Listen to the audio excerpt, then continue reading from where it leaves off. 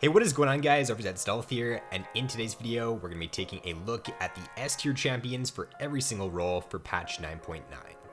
Alright, so to start it off in the top lane here, we've got every single S tier top laner being a Conquer user for 9.9. So for your Jax, your Riven, and your Urgot, S tier last patch, still S tier this patch. Nothing really changed to drop them down, so they're still really good picks for another patch here. For Urgot, I'd say right now Urgot's probably your best blind pick top laner. He doesn't really have any bad matchups right now, scales really nicely into the mid to late game, really good skirmishing top laner, so I would definitely recommend picking up Urgot for this patch. Now for the Darius pick, he did get directly buffed in this patch. He also did get indirectly buffed with some rune changes to the resolve trees, so Darius does move up in this patch. Also, tanks are starting to come back a little bit right now in the top lane. We're seeing Maokai buffs in this patch. There's also some other tanks getting buffed in previous patches like the Mundo, the Cho'Gath, so that indirectly does buff Darius, and with the direct buffs as well in this patch, he does get quite a bit stronger for 9.9.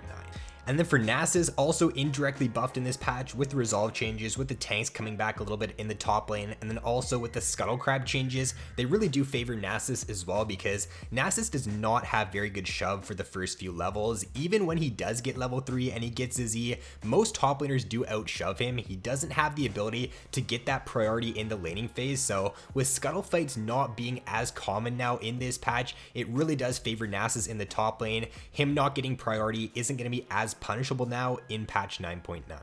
So for the jungle for 9.9, quite a bit of a shift for this patch. We see Jarvan and Rek'Sai dropping out of S tier for this patch due to the nerfs they've received, and we got a few new junglers in the S tier for this patch. So Nunu makes his way back up into S tier. Nunu was like on the verge of S tier in previous patches. He was like an A/S tier jungler, so with other junglers dropping down in this patch, it does make way for Nunu to return back into the S tier for 9.9.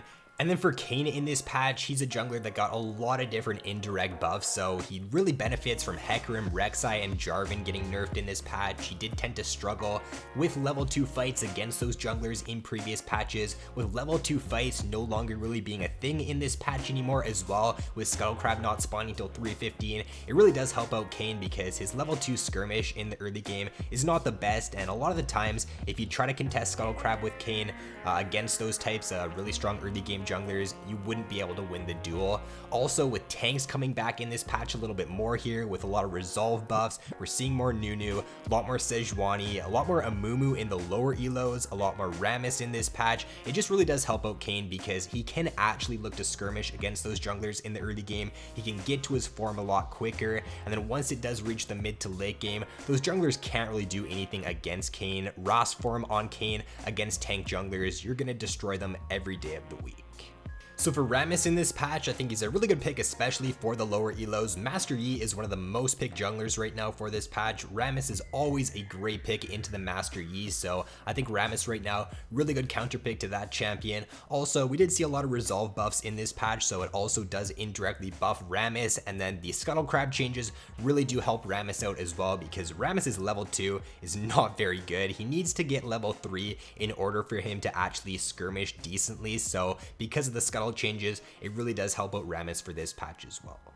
And then for your Hecarim, your Vi, and your Master Yi, all three junglers staying S tier for another patch here. So for the Hecarim, he did end up getting nerfed in this patch, but they just weren't quite enough to drop him down into A tier in my opinion. He's still holding on to S tier in this patch. There's actually a new summoner spell setup going around right now on Hecarim in the higher elos that's having a lot of success. It's the Ignite and the Smite, so similar to the Shaco, what you'd run on him, but for the Hecarim, you're taking it on him to just have a really strong early skirmish. Your skirmish potential with Hecarim with that Ignite is super good, and it just allows you to play super aggro in the early game. So if you haven't tried that Ignite Smite out on Hecarim yet, it does have a much better win rate than the Ghost on Hecarim right now, and it also is being played a ton in the higher elos. Then for the Vi pick, I think Vi is just your most consistent jungler for 9.9. Pretty easy to play, doesn't take a ton of games to get used to, and I do think that with the buff she received a while back, she's been a really good jungler ever since. And then for Master Yi, he does benefit quite a bit from a few indirect changes in this patch. The Scuttle Crab changes do help Master Yi out because any sort of buff or any sort of change to slow the pace down of the game a little bit, it is going to help out Master Yi. And then also because of the tank junglers coming back a little bit now in this patch, more tanks in the top lane, Master Yi does really well into tank champions. He just shreds tanks once he gets his Rage Blade, once he gets his Blood Razors. So Master Yi still a great pick, especially for the lower elos for 9.9. So for the mid lane in this patch, you've got Ahri, Morgana, and Malzahar staying S tier for another patch. So for Morgana, I did originally think that the nerfs would drop her down in this patch, but they didn't affect her as much as I thought, and she's still a great pick in this patch. Both Ahri and Morgana, really good Glacial Augment users for 9.9. Malzahar actually does get stronger in this patch because of the Scuttle Crab changes. Malzahar's early skirmish is definitely one of the worst for any mid laner, so because the pace of the game does slow down a little bit in this patch here, it really does favor Malzahar. And then two newcomers in the S tier for this patch are Neeko and Katarina. So for the Neeko pick, I think she's a very underrated mid lane champion. The Glacial Augment setup right now is doing very well on her for this patch. She tends to do very well into a lot of the most picked mid laners as well for this patch, so does pretty good into the Yasuo, the Zed, the Fizz. She actually does perform very well into most assassin picks, as long as you do play around your W cooldown with Neeko in the laning phase. If you just play aggressive when your W is up, then the enemy can't really look to engage onto you. If Yasuo tries to jump onto you, tries to trade with you, you use your W, you disengage off of him, and once you do hit level 6, you've got really nice self peel with your ultimate. So if those dive champions try to get onto you, use your ultimate, use your W, it's pretty easy for you to escape them. And then with that Glacial Augment there, it allows you to find picks really nicely in the mid game. If you can use your augment, use your Twin Shadow, slow them, get a guaranteed root off with your E, and the root duration on your E is insanely long. So if you can hit a multi-man E in a team fight, you're just gonna have a lot of success with this Neeko setup for 9.9. And then very similar to Mal's, Katarina does benefit a lot from the pace of the game slowing down in this patch. Katarina's early skirmish and Katarina's ability to get priority in the early game is not very good compared to a lot of other mid lane champions and compared to a lot of other mid lane assassins. So because scuttle fights aren't going to be happening as early, it at least allows Katarina to get to her level 3 to where her skirmish is somewhat manageable. Her level 3 skirmish is definitely not the best, it's not the worst. So just overall, because you're not going to be getting into as many scuttle fights in this patch, as many early skirmishes, it really does help out Katarina, because if she can reach your Gunblade, if she can reach your early one item spike there, she can take over the game. But it's just getting to that point that is a little bit of a struggle sometimes with Katarina. So for AD carry in this patch is looking the exact same as to where it was in 9.8. Not a single AD carry did get any buffs or nerfs in this patch, so nothing really changes down in the bot lane for 9.9. I would say right now your most consistent AD carry is going to be Sivir for this patch. You can pick her into a lot of matchups. She's always going to be a useful AD carry pick, provides her team with a ton of utility, so Sivir would be my go-to pick for this patch. I would say that if there's one AD carry out of the 5 that does actually get slightly stronger in this patch, it would be Vayne.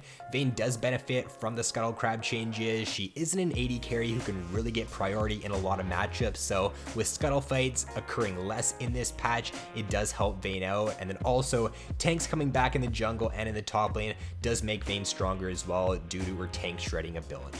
And then for support for 9.9 as well, pretty similar for this patch here. We do have Nautilus as your best, probably your best hard carry support for this patch. I'd say Nautilus right now, if you can play around some early jungle pressure, if you can let your jungler know that he should be ganking bot lane, playing around your really good gank assist, then you can have a ton of success and just snowball super hard with Nautilus. Even without jungle pressure, a lot of the time you can still win lane with Nautilus very easily. If you can just hit that one hook in the laning phase on that squishy support, you should be able to just all in them and burst them out.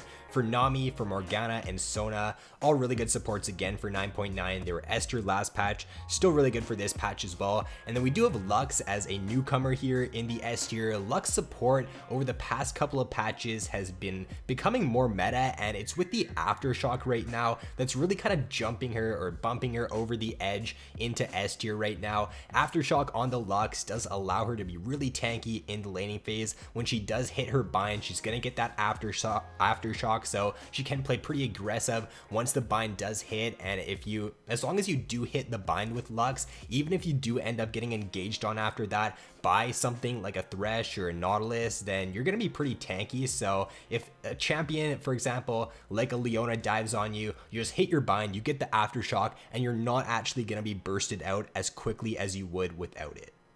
So that is going to be all for this video, guys. Those are the S tier champions for patch 9.9. So down in the bot lane, it does stay pretty similar in this patch. It doesn't really change from where it was in 9.8. For the jungle, it does change quite a bit in this patch, so you should probably be looking to add a champion to your champion pool or take away a champion for this patch. Top lane does change a little bit, mid lane changes a little bit as well, but I say jungle is definitely the role that does have the biggest shakeup here in 9.9. With that being said though, guys, if you did enjoy this video, then be sure to drop a like and subscribe if you've yet to already. So thanks for watching, have an awesome day, and I will see you in my next video.